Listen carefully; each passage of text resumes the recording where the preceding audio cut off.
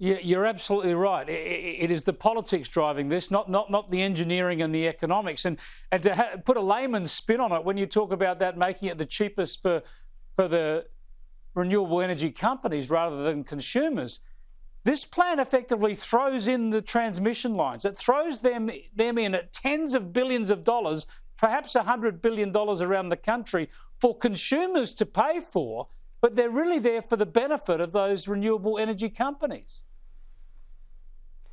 And when you look at things such as distributed batteries, rooftop solar, upgrades to distribution lines, big projects like Snowy 2.0, these are not costed into the plan. And so on one hand, Labor waves this thing around saying, look, it's going to be cheaper. But at the end of the day, we all know, because we're the ones who pay our bills at home, bills keep going up, and there's a reason behind it, and it's because Labor is waving this thing around, knowing full well it does not account for the costs that Australians have to pay, Chris. Yeah, and Lord knows what's going to happen to energy security reliability this summer and next summer. We've already had problems so early in this summer. Adi Patterson is another terrific expert that I've interviewed many times. He used to run Australia's nuclear energy organisation. He's the former CEO of that. He's a nuclear scientist, an engineer, nuclear engineer.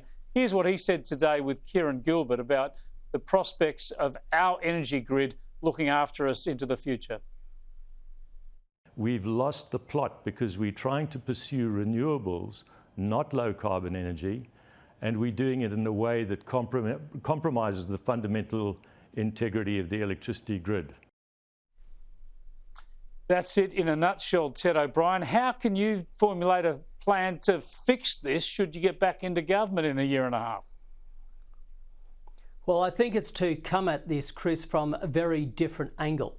Instead of coming at this politically, setting a target based on absolutely nothing and hoping to God somebody like the operator can throw together a mix of technologies to make it work.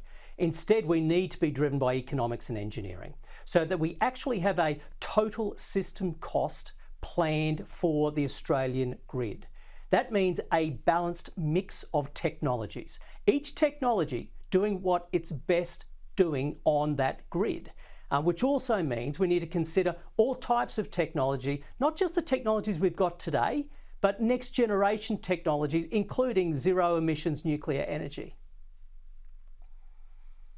Just finally and quickly, Ted, does that mean that if you were to come into government, you would order the CSIRO and AEMO to reformulate, recalculate, redo the Gen Cost report and the integrated system plan with all costs and all options on the table?